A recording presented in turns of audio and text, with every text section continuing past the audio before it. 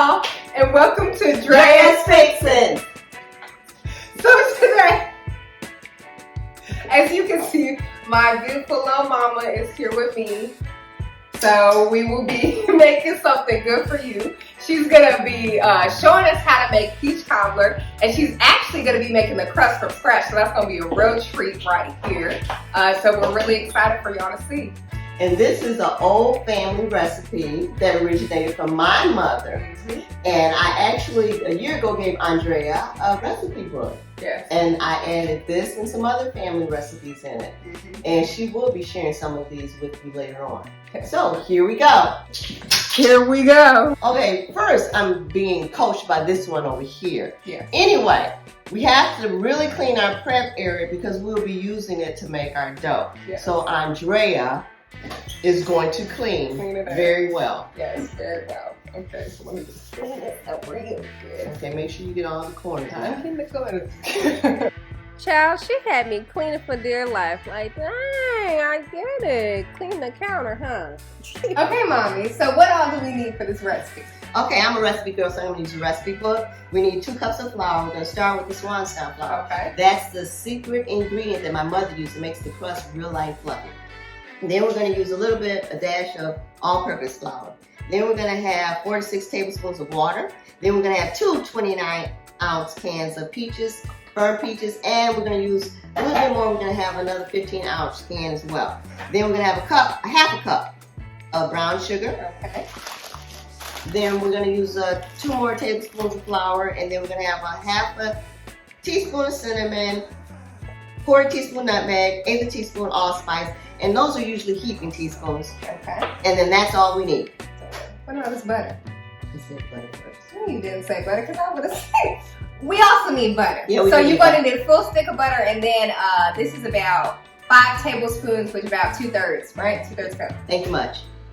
And I always clean off the tops because you know they've been sitting on the shelf. So Yeah. Andrea's gonna open those peaches, and we pour off the juice into the separate container. The peaches going in the big bowl. Okay. And what's this extra juice going to This be? is the reserve for the liquid for the cobbler. Everybody likes. Some people like juice, some people don't. But Okay. that's for that. So we're just finishing up draining that liquid out of the peaches and separating the two. So that's the reserves on the side. I'm finishing up this last can. And then over there, my mom has the light brown sugar where she's packing that into the half a cup.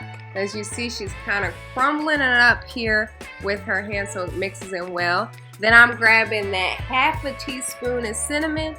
So back from a short intermission, we was really fine with this nutmeg, but mommy came to rescue, so we good. There goes that 4 teaspoon of nutmeg, and then 1/8 teaspoon of allspice right there. So now we're just gonna pour, that's a 1/2 cup of the reserves. And honestly, this is what my mom was saying. It's kind of about eyeballing it, but you don't need too much. It's just to allow for the mixture to have a little bit more flavor and liquid to the base. So after this, she's just mixing that in real good. And the thing about this peach cobbler is honestly, it's so simple. So even if you want to buy pre-made crust, this is really going to be You good. walked in front of me. Okay.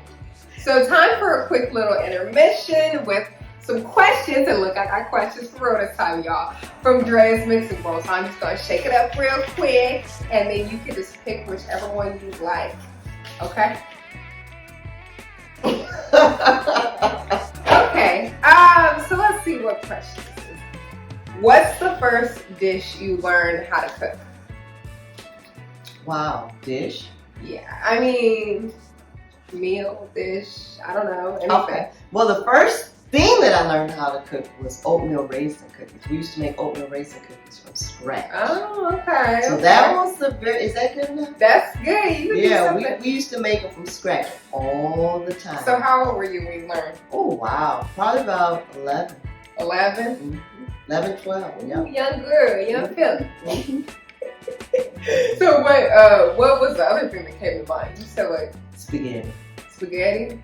Like what type of spaghetti? Like you was just Well, throwing- just regular spaghetti with meat sauce. Okay. And we used ground beef back in the day. Okay, But okay. spaghetti with ground beef. Okay, sounds good. Sounds tasty. Alright, so here we're using the Swans down flour. So that's 1 cup. And we're going to end up with a total of 2. But child, you can see we were using every last little bit of that flour. Funny fact, my mom actually took that in her suitcase all the way from Detroit, Michigan to bring here. So she was not playing around with y'all in this recipe. So here she has that stick of butter and she's just chopping it up to mix there into that flour. And it comes out to about a stick and a half of butter. That's going to make a good consistency for that flour that we mix up there. So yeah, it's looking real good. So now I'm adding 4 tablespoons of water, and it's really like you gotta eyeball it because it could be 4 to 6, but you really just want it to be a good doughy consistency because ultimately what we're gonna be doing is mixing that together with our hands. I'm sorry. A little bit more. Okay. It's a little pottery. And then we want to turn it into sort of like a loaf. Okay, a loaf. I feel like I've made dough like once or twice. Okay. Back in the day. So. As y'all could see, my mama was not playing with me in this kitchen. She said we gotta get to the business. So she's taking off like about 1/4, I'd say, of the dough right there, and that's gonna end up being the top of our crust, like with the lattice that we make.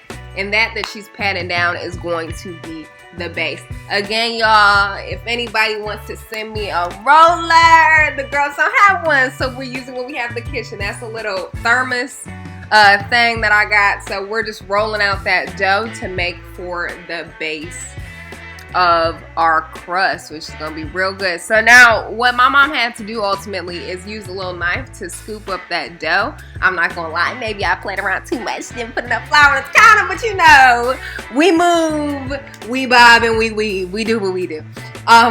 So right here we're just patting it down so that it makes a good surface on the base of the pan. And honestly, this doesn't have to be the neatest thing, but it's just the fact that it's really made here with love and joy. Okay, so the bottom is done.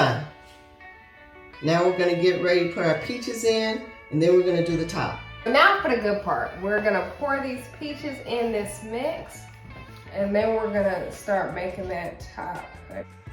Child, it's making me hungry already. But for real, I mean, peach cobbler, there ain't much to it, but when you throw that little ice cream on top, that'll set it off of a dessert for the holidays any day. Shoot, I can make it tomorrow.